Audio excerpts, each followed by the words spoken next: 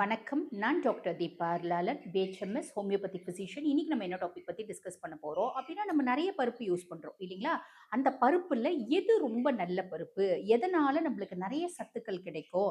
எந்த பருப்ப நம்ம தினம்தோறும் தாராளமா பயன்படுத்தலாம்? அப்படின்றது தான் வந்து டாபிக். அப்ப அ எந்த வகை பருப்பு உடலுக்கு ரொம்ப நல்லது? அப்படின்றது தான் ஒரு டாபிக் அப்படின்னு வச்சுக்கோங்களேன்.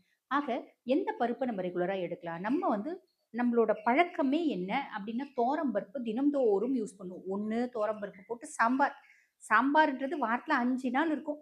ஒரு சில வீட்ல 7 நாளும் சாம்பார் தான். இப்ப எங்க வீட்ல டெய்லி சாம்பார் தான். சாம்பார் இல்லன்னா எங்க ஹஸ்பண்ட்லாம் சாப்பிட மாட்டார். ஆக தினம்தோறும் நம்ம துவரம் பருப்பு அப்படின்றது யூஸ் பண்றோம். ஆக துவரம் பருப்பு சாப்பிடுறது நல்லதா? எல்லா பருப்புலயும் வந்து பார்த்தீங்கன்னா, புரோட்டீன் அப்படின்றது நெறைய இருக்கதாங்க செய்யுது. துவரம் பருப்புல புரோட்டீன், அயர்ன் அந்த மாரி மைக்ரோ நியூட்ரியன்ட்ஸ் எல்லாமே இருக்கு. அப்ப தினம்தோறும் துவரம் பருப்பு அப்படின்றது தாராளமா சாப்பிடலாம். அதுல தப்பே கிடையாது. டெய்லி சாம்பார் வச்சுக்கலாம். சாம்பார் வைக்கல, ரசம் வைக்கிறோம்னாலும் பருப்பு ரசம். பருப்பு தண்ணி இருத்து ரசம். நம்ம கூட்டு, பொரியல் இந்த மாரி பொரியல்ல வந்து பருப்பு போடுறது. அவரைக்காய் பொரியல்னா, அவரைக்காய் பொரியல்ல பருப்பு போடுறது, தேங்காய் போடுறது சிலர் இருப்பாங்க. நெறைய பேர் பருப்பு போட்டு சமைப்பாங்க. ஆக அவரைக்காய் பொரியல்ல பருப்பு போடுறது, பீன்ஸ் பொரியல்ல பருப்பு போடுறது, இந்த மாரி ரசம் வைக்கிற அன்னைக்கும் நம்ம வந்து பார்த்தீங்கன்னா, பொரியல்ல பருப்பு போட்டு செய்யறது அப்படின்றது நல்லது. சரிங்களா? ஆக டெய்லி துவரம் பருப்பு அப்படின்றத எடுத்துக்கணும். நம்ம வந்து பார்த்தீங்கன்னா, இந்த பருப்பு வகைகள் எடுக்கும்போது புரதத்தினோட ஒரு விஷயமா இருக்கும் அது. அதாவது நம்ம பருப்புல இருந்து தான் நம்ம மேக்ஸிமம் புரோட்டீனே எடுக்கிறோம். இப்ப சைவமார்கள். இப்ப அசைவமார்கள்னா பிரச்சனை இல்ல. இவங்க வந்து பார்த்தீங்கன்னா, நான்வெஜ் எடுக்குறாங்க, சிக்கன் எடுக்குறாங்க, மட்டன் எடுக்குறாங்க, ஃபிஷ் எடுக்குறாங்க, முட்டை எடுக்குறாங்க. அதெல்லாம் பிரச்சனை இல்ல.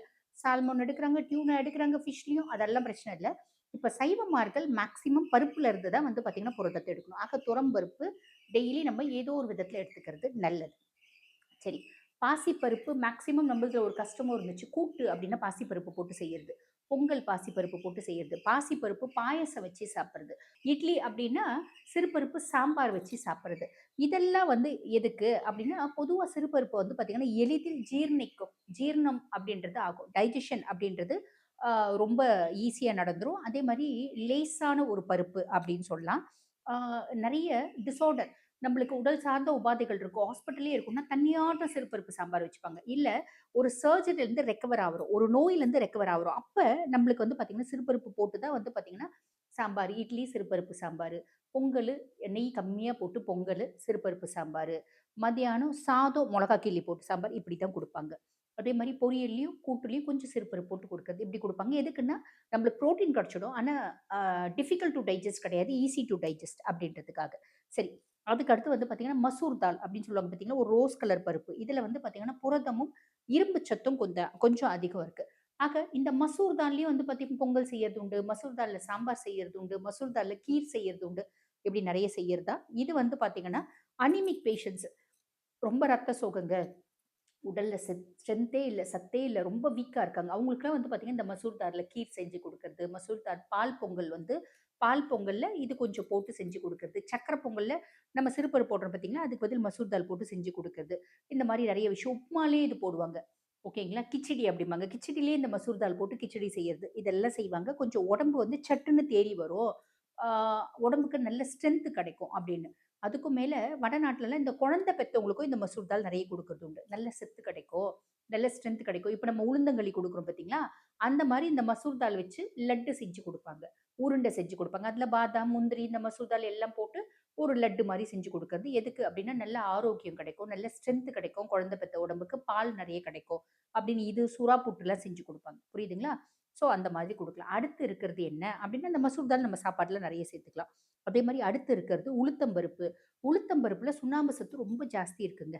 அப்ப இந்த உளுத்தம் பருப்பு எப்படி எடுக்கணும்? பொதுவாவே உளுத்தம் பருப்பு தோல் நீக்கப்பட்ட, பாலிஷ் செய்யப்பட்ட பருப்ப எடுக்கிறத விட, பாலிஷ் செய்யப்படாத பருப்பு, பாலிஷ் செய்யாத பருப்பு, அதே மாரி தோலோட இருக்கிறது, தொட்டோட இருக்கிறது, கருப்பு உளுத்தம் பருப்பு அப்படின்னு சொல்லுவாங்க பார்த்தீங்களா?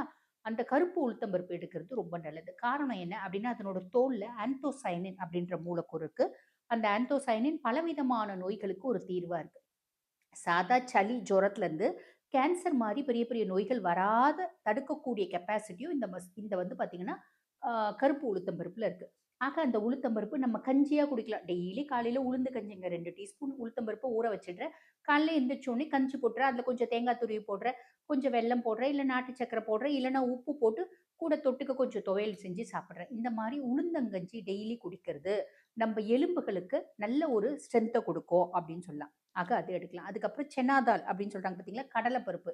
இதில வந்து பார்த்தீங்கன்னா, ஃபைபர் ரொம்ப ஜாஸ்தி, புரோட்டீன் ரொம்ப ஜாஸ்தி. அதுக்கும் மேல வெயிட்ட குறைக்கணும் அப்படின்னு நினைக்கிறவங்க, இந்த சென்னா தால் இந்த இது இருக்கு பார்த்தீங்களா? மூக்கடலை. இந்த மூக்கடலைய ஊற வச்சு, வேக வச்சு கொஞ்சம் சாப்பிட்டுடுறது. இல்லன்னா மூக்கடலைய ஊற வச்சு, அது கூட கொஞ்சம் அரிசி மாவு போட்டு அடை மாரி செஞ்சு சாப்பிடுறது, தோசை மாரி செஞ்சு சாப்பிடுறது. இந்த மூக்கடலைய ஊற வச்சு, அது கூட வந்து பார்த்தீங்கன்னா, சொரக்காய நல்லா துருவி, கூட கொஞ்சம் அரிசி மாவு கலந்து, இத வந்து பார்த்தீங்கன்னா, அரைச்சு, இந்த மூக்கடல ஊற வச்சு ஒரு ஓட்டு ஓட்டிடணும். அரிசி ஊற வச்சு கொஞ்சமா ஒரு ஓட்டு ஓட்டிடணும். இல்ல அரிசி மாவு கலந்துக்கணும். அடை மாதிரி செஞ்சு சாப்பிடுறது. இதெல்லாம் வந்து பார்த்தீங்கன்னா, வயிறு திம்முன்னு இருக்க சென்சேஷன குடுக்கும். வெயிட்ட குறைக்கும். ரொம்ப ஒபீஸா இருக்கவங்க கூட சாலிடா கட கட கட கடன்னு வெயிட்ட குறைஞ்சுடுவாங்க. அதுக்கும் மேல புரதம் நெறைய இருக்கு. ஆக பருப்பு அப்டின்னாலே புரதம் தான்.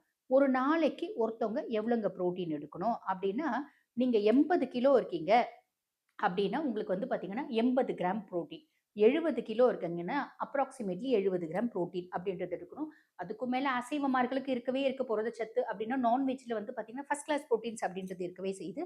பருப்புல இந்த மாதிரி இந்த வகை பருப்புகள்லாம் நீங்க ஃப்ரீக்வென்ட்டா எடுக்கிறது, உங்க ஆரோக்கியத்த மேம்படுத்துறதுக்கு ரொம்பவே உதவுங்க. அதுக்கும் மேல உங்களுக்கு என்ன மாதிரியான தொந்தரவுகள் இருக்கு, அந்த தொந்தரவுகளோட சேர்த்து இந்த உணவு முறை எடுத்துட்டு, அந்த தொந்தரவுகளுக்கான ஹோமியோபதிக் மெடிகேஷன்ஸ் அப்படின்றது இருக்கு. என்ன தொந்தரவு இருக்கு? வெயிட்டே ஏற மாட்டேன்றீங்களா? ஹோமியோபதிக் மெடிகேஷன்ஸ் இருக்குங்க. ஏகப்பட்ட வெயிட் இருக்குங்க குறையணும். எக்ஸலன்ட்டான ஃபைட்டோலக்கா பெர்ரி அந்த மாரி ஹோமியோபதிக் மெடிகேஷன்ஸ் இருக்கு. எடுத்துக்கலாம். இந்த மாரி எந்த பிரச்சனைகளா இருந்தாலும் ஹோமியோபதிக் மெடிகேஷன்ஸோட கூட உணவு முறைகள் ஃபாலோ பண்ணும்போது எக்ஸலன்ட்டான ரிசல்ட் அப்படின்றது வரதான் செய்யுது. ஆக இந்த பதிவு பயனுள்ளதா இருக்கும்னு நினைக்கிறேன். இதே மாதிரி இன்னொரு பதிவுல உங்கள சந்திக்கிறேன். Thank you.